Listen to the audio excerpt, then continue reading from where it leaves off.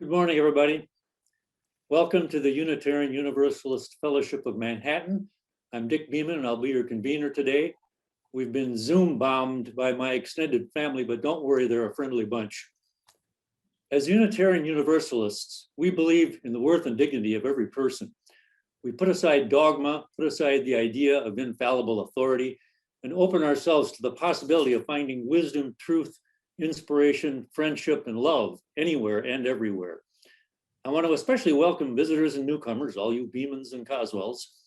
Whatever your personal life circumstances, wherever you are on your spiritual or religious journey, and whether you're just popping in for a brief peek at our Sunday services, when you are among us, you don't need to restrict or define yourself or to justify yourself. We embrace whoever you are today and whoever you might become tomorrow.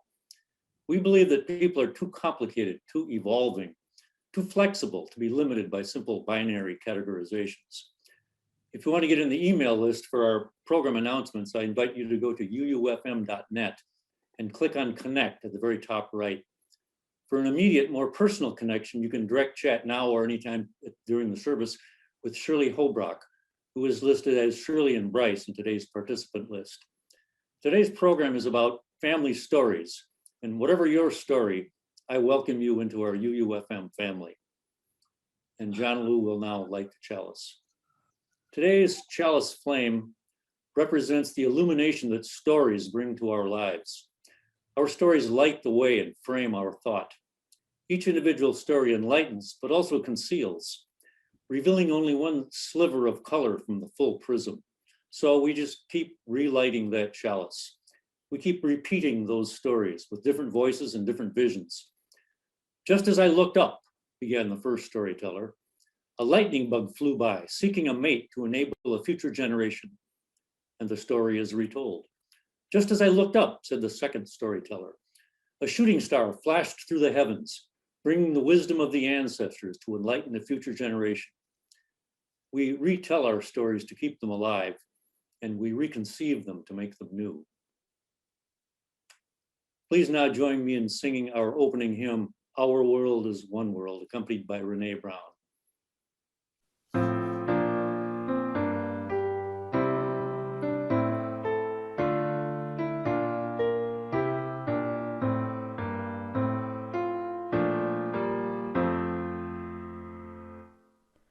Our world is one world. What touches one affects us all. The seas that wash us round about, the clouds that cover us, the rains that fall. Our world is one world. The thoughts we think affect us all. The way we build our attitudes with love or hate, we make a bridge or wall. Our world is one world. Its ways of wealth affect us all. The way we spend, the way we share, who are the rich or poor, who stand or fall. Our world is one world, just like a ship that bears us all, where fear and greed make many holes, but where our hearts can hear a different call. Those who wish to do so are now invited to go to the small group breakout rooms for a few minutes of personal interaction. An invitation will appear on your screen, and you can either click on the Join Group button, or if you'd prefer not to socialize in small groups, simply wait for the service to reconvene.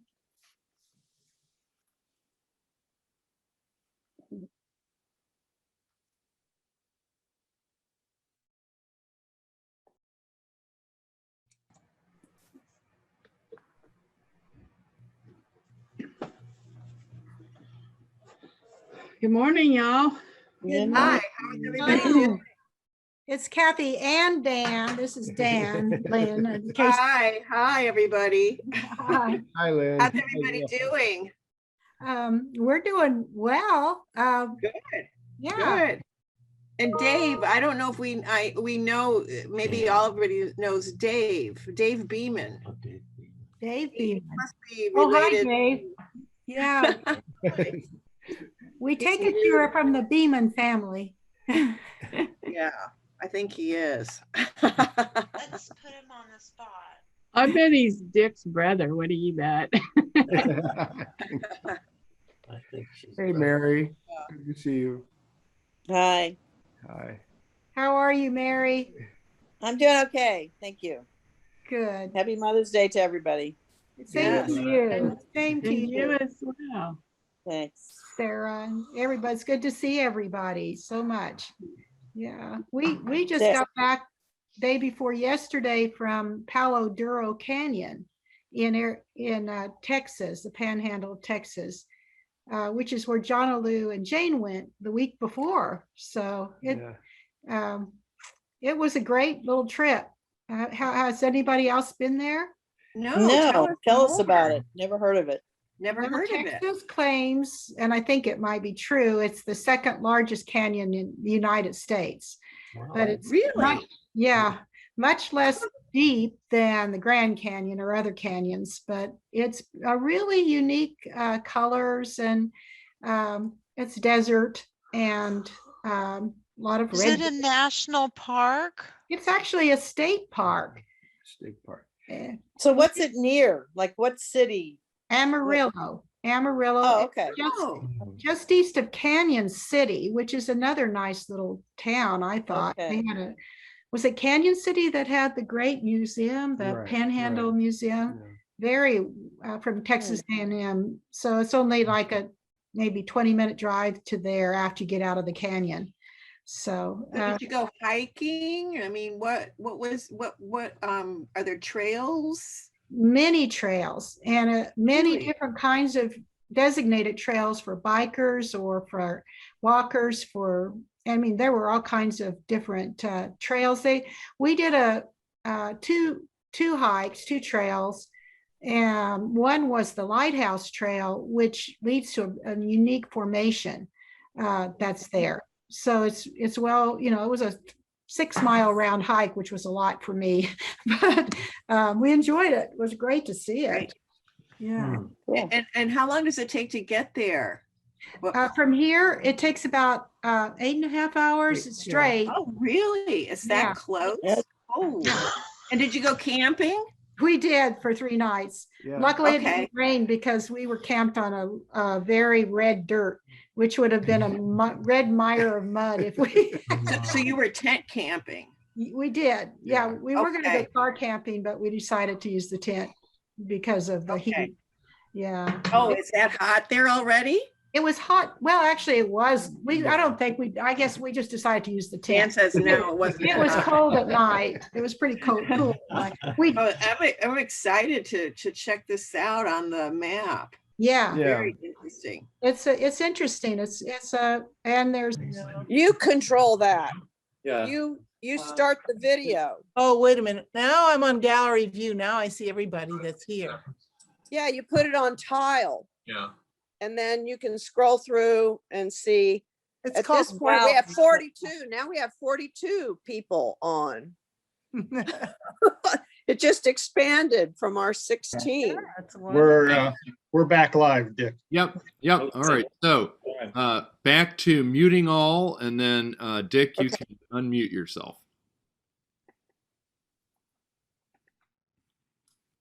Welcome back, everybody.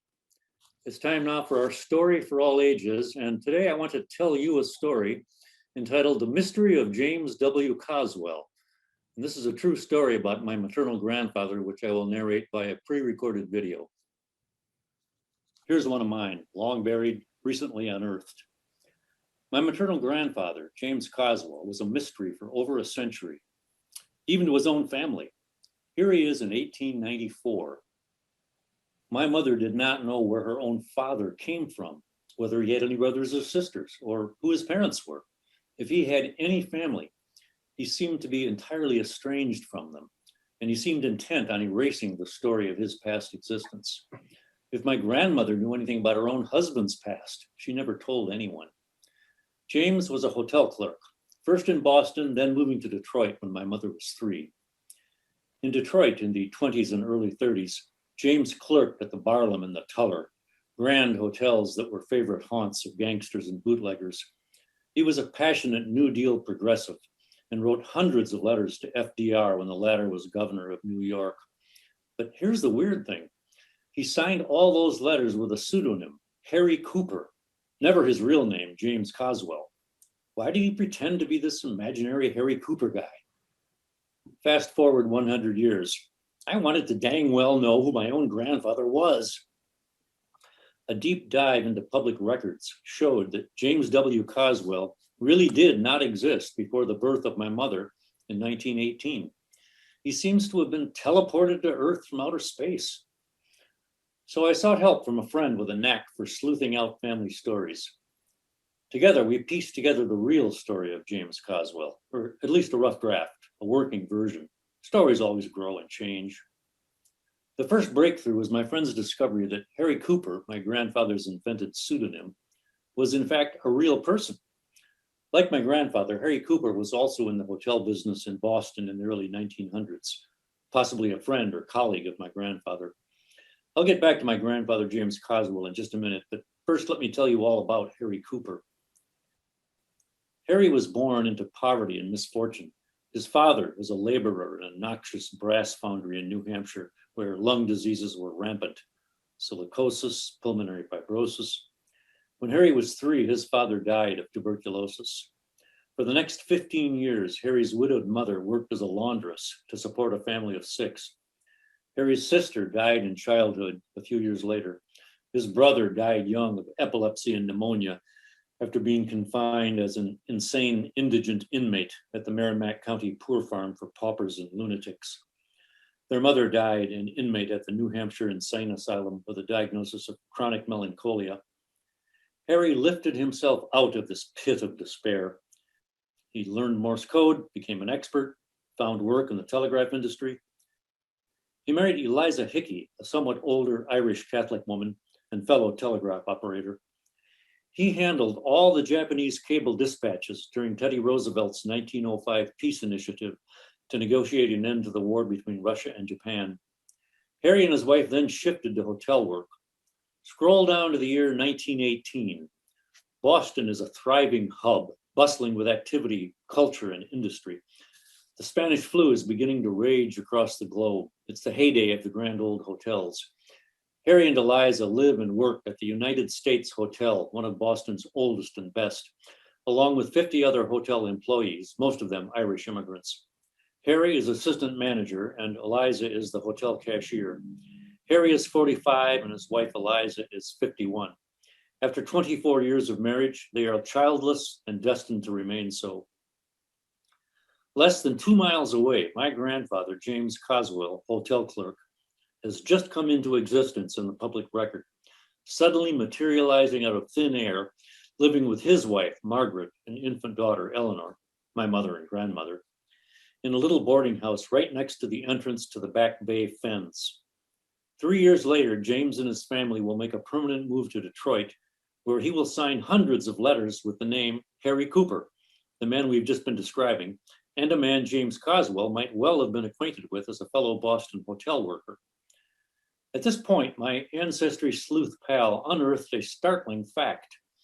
Harry Cooper himself oddly vanished from the historical record in about the same year that my grandfather James Coswell magically appeared. Did James maybe take on Harry's identity after snuffing him and ditching the corpse in the Back Bay fens right out his back door? That would have made a great family story. But my detective friend then began to suspect what you have probably already guessed, namely that James Coswell was not a friend, colleague, or assassin of Harry Cooper, but that they were one and the same person. The clincher, same handwriting. Apparently, Harry left Eliza, or they parted ways, and he took up with my grandmother Margaret under the made-up name James Coswell. He wore that mask for the rest of his life. No divorce record exists for Harry and Eliza, and no marriage record exists for James and Margaret. Did Eliza and Margaret know about each other? Eliza listed herself as married in the next census, but there is no husband in her household. Years later, Eliza made a brief trip to Italy, not once, but twice. As a devout Catholic, was she hoping for an annulment from the Pope? On her return from the first trip, the ship's passenger log lists her as married. But on her return from the second trip, she is listed as single, not divorced or widowed. As the story of my grandfather emerges, more and more questions and connections arise. Pull one thread and other threads are loosened. Here's just one random example of the countless intertwining new strands linked to this story.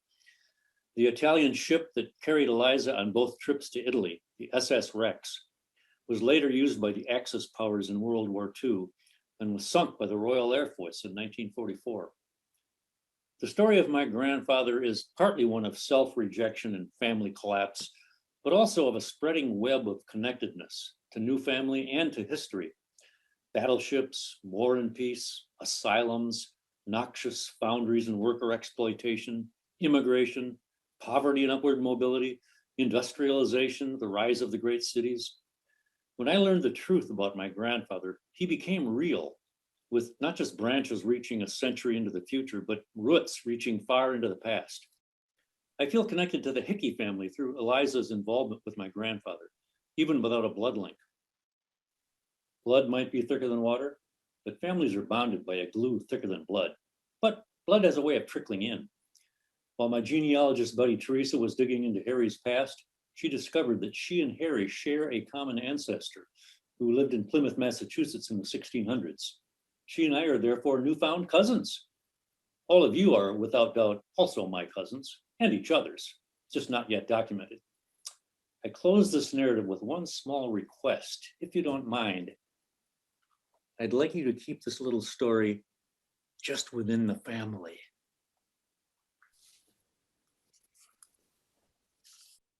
And during today's offertory or at any other time, you can make donations to our regular UUFM operating expenses, to the new blessing box at the Wonder Workshop, or to the Helping Hands recipient of the month, which this month is the Boys and Girls Club of Manhattan. Donations can be made online using the link provided in the weekly email announcement or by going to the website uufm.net and clicking on the word donate in the upper right corner. If you have joys and concerns, please type them into the Zoom chat box during the offertory. Now, please relax and enjoy Renee's offertory performance of Return to the Heart by David Lanz.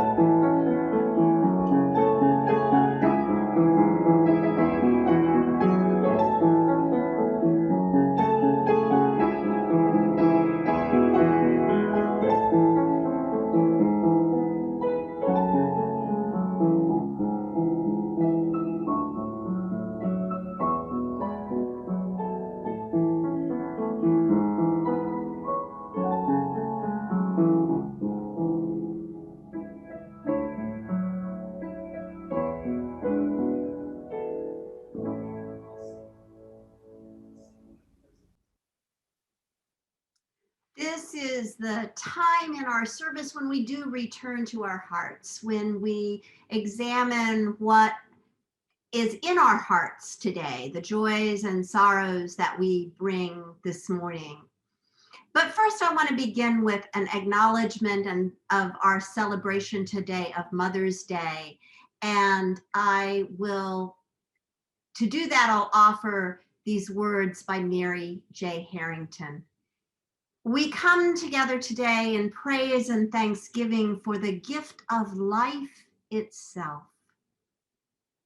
Someone gave birth to us, and some of us have given birth. All of us have been mothered in our time. All of us have mothered. Let our time today be one of recognition that we arrive from so many places, joy and delight, wistfulness and longing and worry, unmet needs and unfulfilled dreams, loss and sorrow, loss and emptiness, loss and regret. All that life is made of, mothers are made of too. Today we sing the songs of so many mothers who are single parents, foster parents, mothers who relinquished their young out of necessity, mothers who found their heart in adoption, mothers who left their children in 1,000 ways, mothers who rejoice and mothers who mourn. We sing the songs of the grandmother, the auntie, the classroom teacher, the Sunday school teacher, the babysitter, the neighbor with endless cookies and time. There's a kind of love we cannot live without. It is never too late, no matter our age or situation. We sing a song of gratitude for all the moments of being known, being cherished, being found. We hold the joys and concerns spoken and those unspoken in our hearts. And Dick has a reading for us. Thank you, Jonalu. For today's reading, I want to share some excerpts from Reflections on Story by Bruce Jackson, David Carr, and Steve McGuire. We tell stories not merely to catalog sequences of events, but to make sense of our lives. Stories are not unadulterated, unabbreviated recitations of facts, but rather unique blends of historical account and creative imagination. And that creative imagination is what gives stories their power. Life itself has no narrative. It is serial and multiple. A million things happening at once, and then another million things happening at once, forever and ever. The process of telling a story begins with the exclusion of almost everything. Narrative is one of the ways we apply order to that unimaginable overabundance of information. Art is a lie that reveals the truth. So said Pablo Picasso in 1923. Biblical stories of the Exodus or the resurrection might not be supported by archaeological evidence, yet those stories retain their value to the listener who can see through to the underlying truth. Different versions of the same story can coexist with no diminishment, however long the cycle of adaptation and adoption and incorporation goes on. Let's celebrate and welcome our ability to pass along old stories and to change them into new ones. Stories demand this of us because it's in the nature of stories to be retold and reinvented. Creating narratives and stories, then creating new narratives from those old narratives and new stories about those old stories is so beautifully human.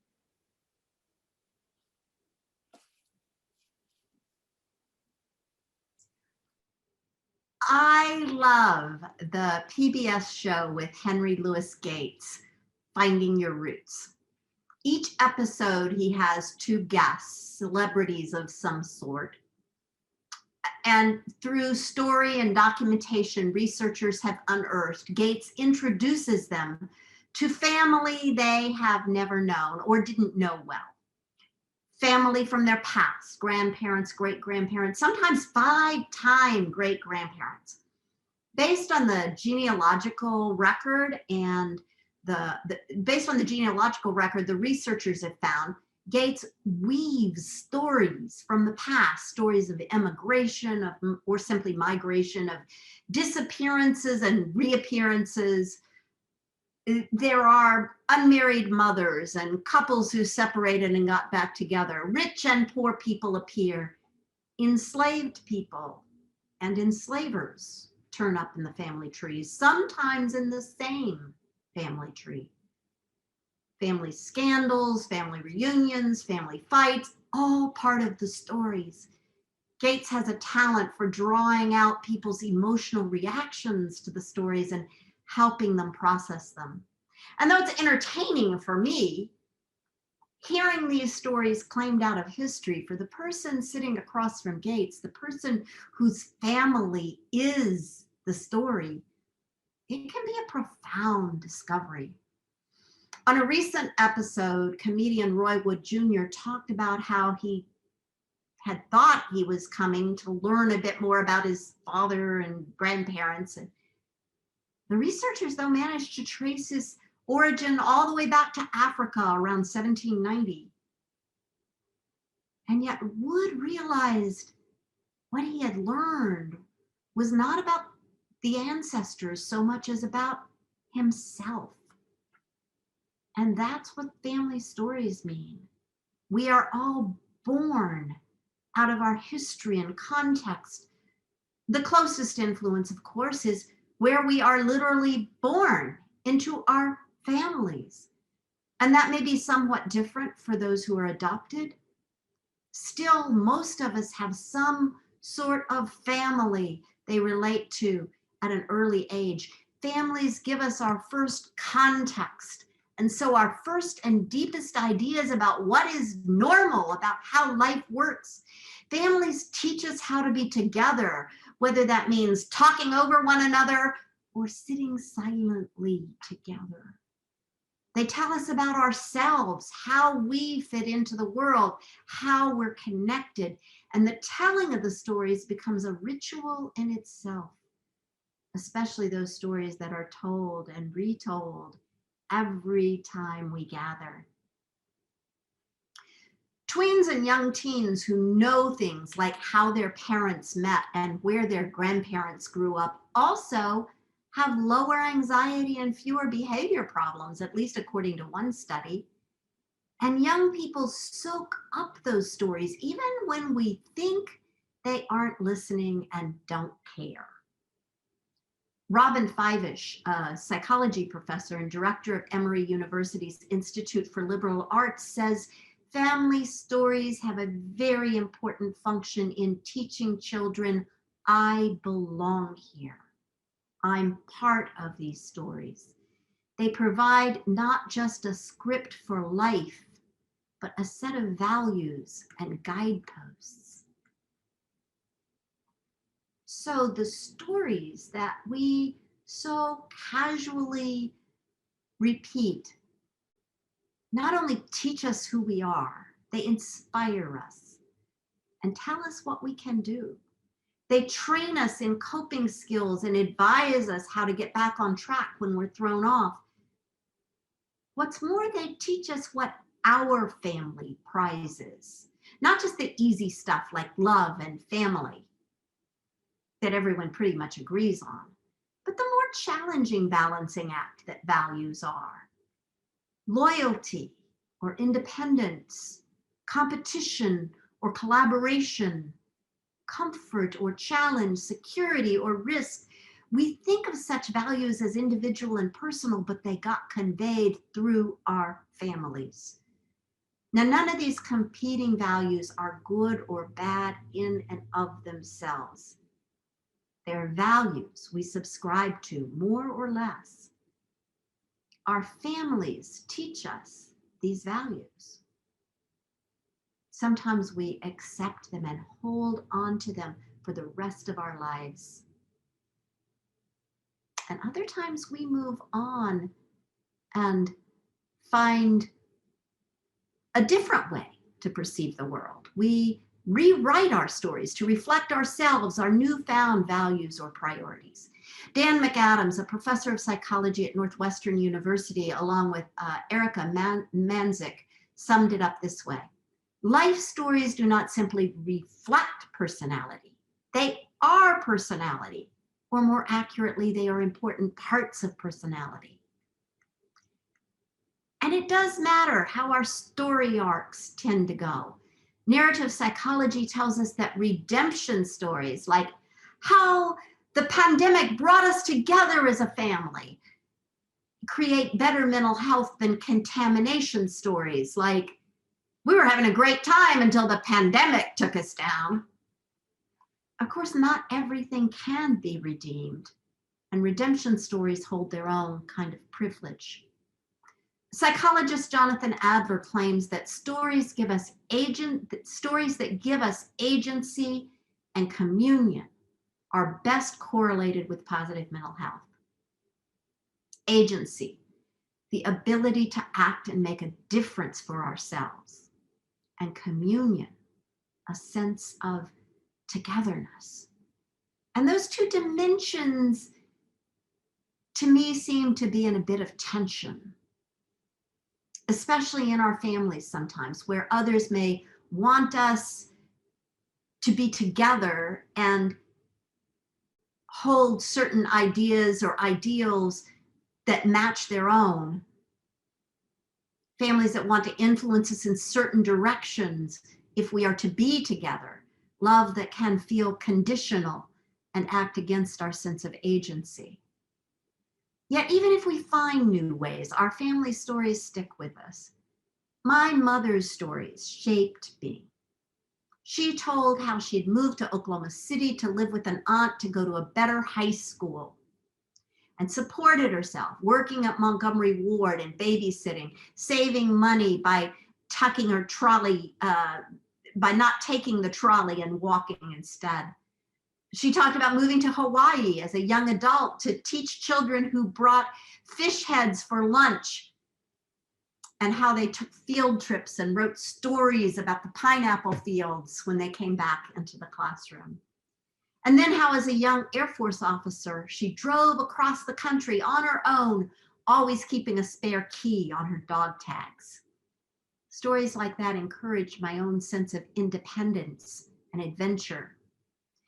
My father told stories of narrow escapes.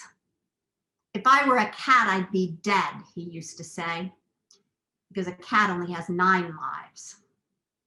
Adopted as a sickly infant, he got care he would not have gotten in his birth family. And then as a boy, he survived a bad car crash. Later, as a young adult in Korea, he had a bullet go through his helmet. Even worse was the dengue fever he had in World War II.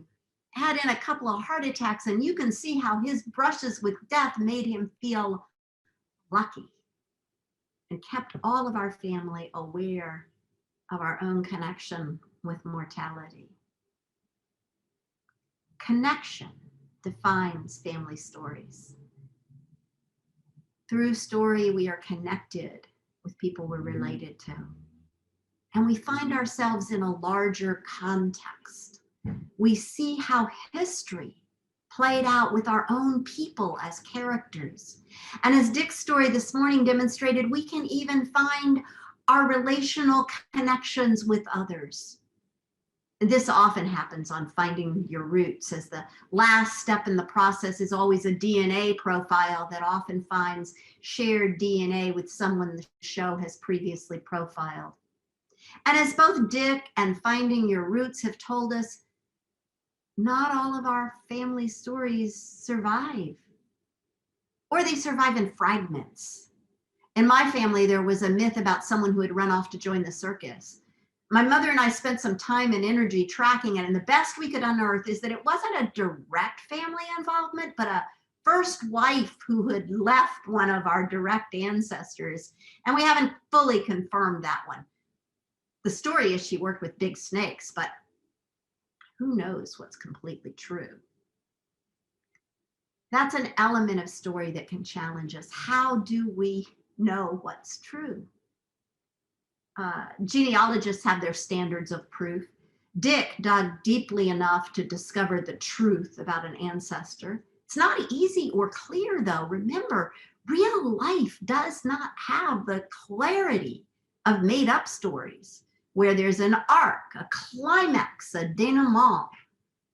Rather, real life has messiness. We human beings sort it into story so that it makes sense to us. So as people sort their lives into stories, they may leave out inconvenient parts. They may even deny parts of their story, maybe even lying to themselves. And they may invent events, consciously or unconsciously. Certainly different members of the same family may have a different story. The result is that we have stories that are incomplete or untrue. I've heard the story that my grandfather changed his name from Johnston to Johnstone so he wouldn't be associated with his stepbrother. I have no idea whether or not that's true. And I wonder too, why he came to Maine from Canada and what part of Canada, and who did he leave behind? That stepbrother, no doubt. Lots of pieces missing in the story. And I know that even with research, I'm unlikely to uncover the whole story because all the people who knew it are dead now. Feels a little like that classic Jewish story that writer and Holocaust survivor Elie Wiesel told. When the great Rabbi Israel Baal Shem Tov saw misfortune threatening the Jews, it was his custom to go to a certain part of the forest to meditate. There he would light the fire, say a special prayer, and the miracle would be accomplished and the misfortune averted. Years later, when a disciple of the Baal Shem Tov, the celebrated Magritte of Metzrich, had occasion for the same reason to intercede with heaven, he would go to the same place in the forest and say, Master of the universe, listen, I do not know how to light the fire, but I'm still able to say the prayer. And again, the miracle would be accomplished. Still later, another rabbi, Rabbi Moshe Leib of Sassov, in order to save his people once more, would go into the forest and say, I do not know how to light the fire. I do not know the prayer, but I know the place, and this must be sufficient. It was sufficient, and the miracle was accomplished. The years passed, and it fell to Rabbi Israel of Rishais to overcome misfortune. And sitting in his armchair, his head in his hands, he spoke to God. I am unable to light the fire, and I do not know the prayer, and I cannot even find the place in the forest. All I can do is tell the story, and this must be sufficient. And it was sufficient. I don't really know if simply telling the story is sufficient, but I know it's necessary. Sometimes I've felt put off by genealogy, frankly, because it felt like people were trying to prove something about themselves, that their ancestors came over on the Mayflower or fought in the Civil War, or that they were Cherokee, something that made them seem better or different than other people. A relative of mine in Maine made sure to give me everything I needed to show that I was eligible to join the Daughters of the American Revolution. Yet I never wanted to join the Daughters of the American Revolution. At the same time, genealogy approached with a sense of curiosity, I wonder, is really about unearthing the stories. I've seen people put off from genealogy because they found out things they didn't really want to know, stories that they thought made them seem worse than other people. Those are the stories that make it worth it to me. They tell us something with interest, something with pizzazz. Being better or worse, fitting into a particular social or cultural grouping has nothing to do with it. We have to set aside the judging when it comes to our family. They were who they were. We need not feel guilt or regret, which is not to say that we might not need to make some kind of amends for what's past, when we realize the facts of what our ancestors did, it can create a need to act, especially if we've benefited from something we wouldn't consider moral or ethical. At the same time, it's all based in personal decision and personal identity. What does their story tell me about me? And often the objective truth may not matter as much as how the story or stories help us understand ourselves, our identity, and our connection with the world, our connection with history, and with one another. All of these come through our family stories. We, unlike our ancestors, can do DNA tests to find out who we are literally in bloodlines related to. However, that's only one kind of the story of the family connection and may not be the most valuable or even the most real. Writer and editor Jaya Saxena reminds us culture does not come from DNA. It comes from lived experience, traditions and stories passed down from actual people who shape our perceptions of the world. Maybe it doesn't matter whether that person whose story you value is technically related to you. I know my father's adoption as an infant means that it's not DNA that connects me to that side of my family.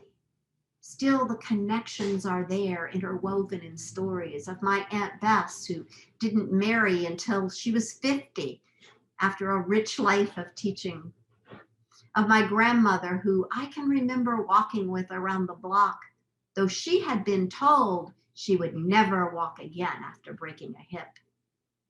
The stories make connections and make me who I am. I offer these words from Reverend Scott Taylor.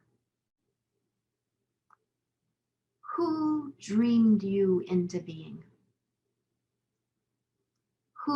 What stories sat in their heart as they imagined what you would become? Who helped you imagine your story? Who helped you see your place in the story of the world? And what matters the most, who helped you understand that you could be the author of your own unfolding?